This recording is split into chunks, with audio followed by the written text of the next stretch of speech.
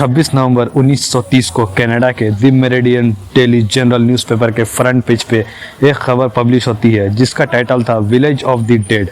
इस खबर ने पूरे कनाडा में खौफ की लहर दौड़ा दी थी क्योंकि नॉर्थ कनाडा में एक पूरा कबीला रातों रात बिना किसी निशात के कहीं गायब हो चुका था। नॉर्थ कनाडा के दूर दराज इलाके में मौजूद ये है एंजिकोनी लेक, जिनके किनारे पर एक छोटी सी बस्ती में एस्किमोस नामी ट्राइब रहता था। इसमें करीब 100 से 150 लोग रहते थे जो इस लेक से मछलियां पकड़कर अपना गुजारा करते थे। यह नॉर्थ कनाडा का वो एरिया है जहां हज़ारों नहीं बल्कि लाखों स्क्वायर किलोमीटर्स के एरिया पर सिर्फ चंद हज़ार लोग ही बसते हैं और इसी की वजह से यहाँ का सख्त तरीन मौसम है। एंजिकोनी लेक में मछलियों के अलावा आसपास के एरिया में दूसरे जानवर का शिकार भी होता है और इसके लिए कई शिकारी यहाँ आते रहते हैं। ये नवंबर 1930 का एक ठंडा तरीन दिन था। जो लीवन नामी एक शिकारी इस इलाके में शिकार के लिए आया। शिकार में वो इस कदर बिजी हो गया कि उसे पता ही नहीं चला कि कब अंधेरा हो गया। उसने जहन में एक आइडिया था कि वो पहले की तरह लेक इंक्वायरी के किनारे एस्किमो नामी कबीले में जाकर रात गुजार लेगा। इस कबीले के लोग बाहर से आए लोगों की खुशामद करने के लिए काफ़ी मशहूर थे। लिहाजा जो लेवल ने अपना सामान बांधा और एस्किमो की तरफ कदम बढ़ाने लगा।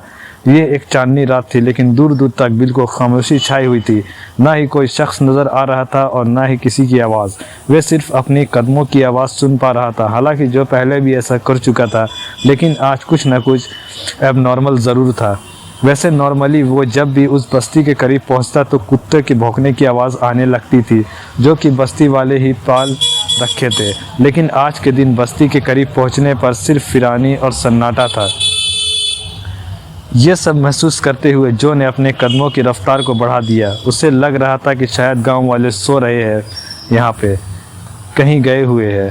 अब दूर से ही वे बस्ती के खेमे में देख पा रहा था जिसमें से धुआं उठता हुआ दिखाई दे रहा था, लेकिन करीब पहुंचने पर भी उसको किसी की आवाज़ सुनाई नहीं दी। फाइनली जब जो लेवल बस्ती में दाखिल हुआ तो वे ये देखकर हैरान रह गया कि यहाँ पर ना कोई इंसान है और ना ही कोई जानवर। पर जो के लिए हैरानी की बात ये थी कि कुछ घरों के ऊपर से धुएं उठते हुए दिखाई दे रहे थे कि जैसे इनके अंदर कोई मौजूद है। वो रेड मली एक खेमे में गया लेकिन वहाँ पर कोई मौजूद नहीं था और ऐसा ही सारे खेमे का था। शायद जो ये सारा मंजर अनदेखा करके वहाँ से चला जाता, लेकिन एक चीज़ ऐसी थी जिसने जो को और ज़्यादा परेशानी में डाल दिया। कुछ घरों में खाना पकाने वाले बर्तन चूल्हे के ऊपर मौजूद थे लेकिन उसमें खाना जल चुका था। यानी किसी ने रात के लिए खाना बनाने के लिए रखा तो था मगर वे खाना ना खा सके। यहाँ तक कि बस्ती की औरतें जो कपड़े सिलाई करती थी वे कपड़े भी वहाँ मौजूद थे और सुई में धागा भी डला हुआ था।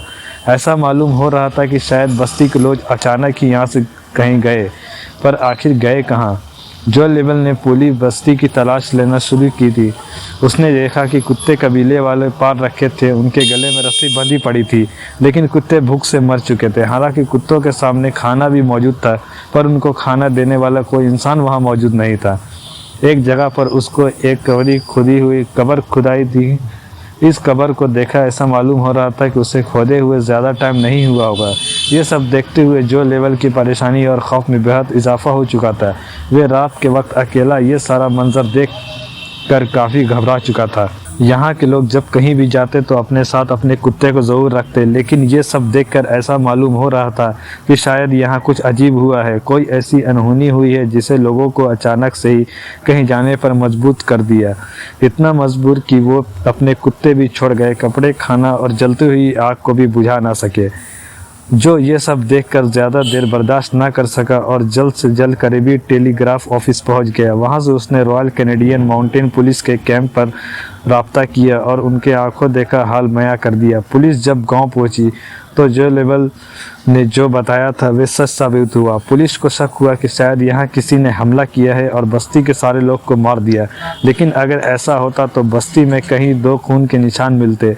खून ना मिला तो मार धाड़ की वजह से कुछ सामान ही बिखरा होता। पुलिस ने फौरन गांव वालों को ढूंढने के लिए एक सर्च ऑपरेशन का आगाज़ किया। इस सर्च ऑपरेशन में एक बहुत ही अनोखी चीज़ देखने को मिली जो शायद जो ने भी नोटिस नहीं की थी। सारी बस्ती बर्फ़ से ढकी हुई थी लेकिन उस बर्फ़ पर किसी के पाँव के निशान नहीं थे। वहाँ सिर्फ एक ही शख्स के पाँव के निशान थे और वो जो लेवल के अपने थे। यानी अगर इस बस्ती में जो के अलावा कोई आया नहीं और कोई गया नहीं तो फिर बस्ती वाले गए तो कहाँ गए। लेक के ऊपर भी बर्फ जमी हुई थी और बस्ती वाले की कश्तियां ज़मीन पर खड़ी हुई थी।